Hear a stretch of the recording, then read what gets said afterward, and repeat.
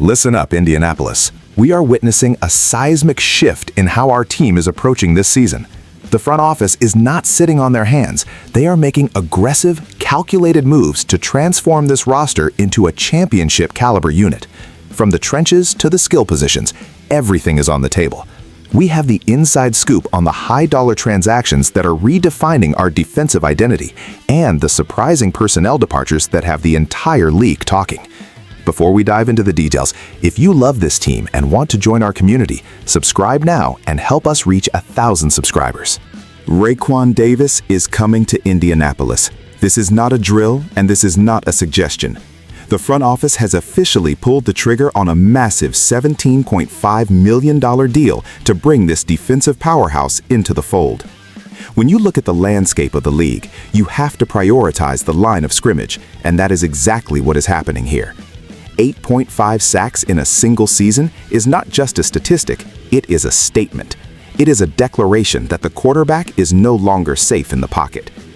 I have been following these negotiations for weeks, and the precision with which our leadership executed this acquisition is nothing short of brilliant. They identified a need for immediate, high-impact pressure, and they went out and got it. Some people might look at the price tag and hesitate, but I am telling you right now, you cannot put a price on dominance. You cannot put a price on the ability to force a fumble or to collapse the interior of an offensive line on 3rd and long. This is the definition of a high-ceiling transaction. When you analyze the defensive scheme, it becomes clear that the addition of Raekwon Davis is the missing piece to a puzzle that has been incomplete for far too long. He brings a level of physicality that our opponents are going to fear every single Sunday. The coaching staff is ecstatic, the locker room is buzzing, and the fans should be absolutely thrilled with this direction. We are talking about a player who has consistently demonstrated the ability to penetrate the backfield and disrupt the rhythm of elite offensive coordinators. This is a massive upgrade that fundamentally changes our defensive profile. But let me ask you this. If you think this is the end of the activity, you are dead wrong. This is only the opening salvo in a much larger strategy to fortify the entire unit. We are just getting started with these defensive upgrades, and the next move is even more expensive and potentially even more impactful. Does the front office have enough ammunition left to finish the job they started here, or are they overextending themselves in a desperate attempt to win now? The financial commitment is significant, and the pressure is mounting for this defense to produce immediate results. If this investment fails to yield a top-tier defensive ranking, the ramifications will be felt from the front office down to the coaching staff. But wait until you hear who else they are targeting to round out this defensive resurgence, because the next $20 million move is already in motion, and it is going to redefine how we play in the secondary. Is this enough to make us true contenders? If you want to keep getting exclusive insights like this, subscribe now to the channel. We are tracking every move our team makes and bringing you the absolute truth about the future of this franchise.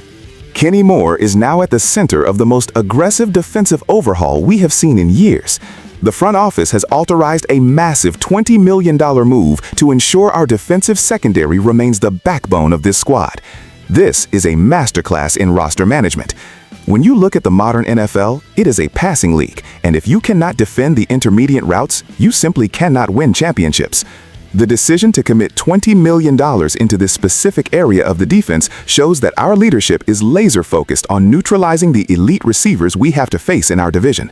I have spoken to sources close to the organization, and they are adamant that this was a non-negotiable step to maintain our competitive edge. You look at the talent level and the schematic versatility required to compete today, and it is obvious that this investment is about more than just one player. It is about establishing a culture of excellence. We are talking about a commitment to excellence that permeates every single level of this organization. The intensity that this team is playing with during the offseason is truly remarkable. They are not waiting for other teams to react. They are setting the pace. This is the kind of aggressive maneuvering that wins games in December and January. When you combine the pressure generated by the front line with the tactical discipline we are paying for in the secondary, you get a defense that is going to be incredibly difficult to game plan against. It is all about cohesion. It is all about the synergy between the guys rushing the passer and the guys covering the field. And frankly, this is the most balanced defensive roster we have seen in a decade. The strategy is clear: stifle the opposition, win the turnover battle, and control the tempo. It is brilliant, it is relentless, and most importantly, it is effective. But while we are celebrating this defensive fortification, there is a storm brewing on the offensive side of the ball. The math does not lie. When you spend this much on the defense, something has to give on the offense. And the reality of the salary cap is about to hit us in a way that will leave some fans absolutely stunned. Are we sacrificing our offensive explosiveness for defensive stability, or is there a bigger, more controversial plan in place to balance the books? The cost of doing business in this league is high, and sometimes you have to make the most difficult decisions to keep the ship afloat. We are approaching a moment of truth that will define the identity of this team for the next 3 years. Does this defensive spending justify the inevitable sacrifices that are coming next? Michael Pittman Jr. is no longer a member of our team. This is the bombshell that has sent shockwaves through the entire league, and I am here to tell you exactly why it happened. The Indianapolis Colts have executed a colossal trade, sending Michael Pittman Jr. to the Pittsburgh Steelers to create necessary cap space. Let me be perfectly clear. This is a gut-wrenching decision for the fan base. He was the heartbeat of our passing game. He was the guy you looked for on 3rd and long. But the cold, hard reality of the business side of the NFL has taken over. This was a salary cap maneuver, pure and simple. The team needed to clear space to balance the books after the aggressive spending spree we just witnessed on the defensive side of the ball. It is a zero-sum game.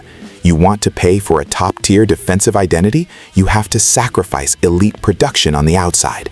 This is not about his talent. This is about the numbers. The front office decided that they could survive without his specific skill set if it meant having a more well-rounded, consistent defensive unit. I have heard the arguments from both sides, but from a strategic standpoint, this is a calculated risk. They are betting that the collective impact of the new defensive arrivals will outweigh the loss of our primary receiving threat. But make no mistake, the offense is going to look completely different now. We are talking about a fundamental shift in philosophy. We are moving away from the star receiver model and toward a scheme that relies on execution, depth, and defensive dominance. Is it a gamble? Absolutely. Is it a gamble that could backfire if the passing game stalls out in the red zone? Without a doubt. But this is the path the front office has chosen.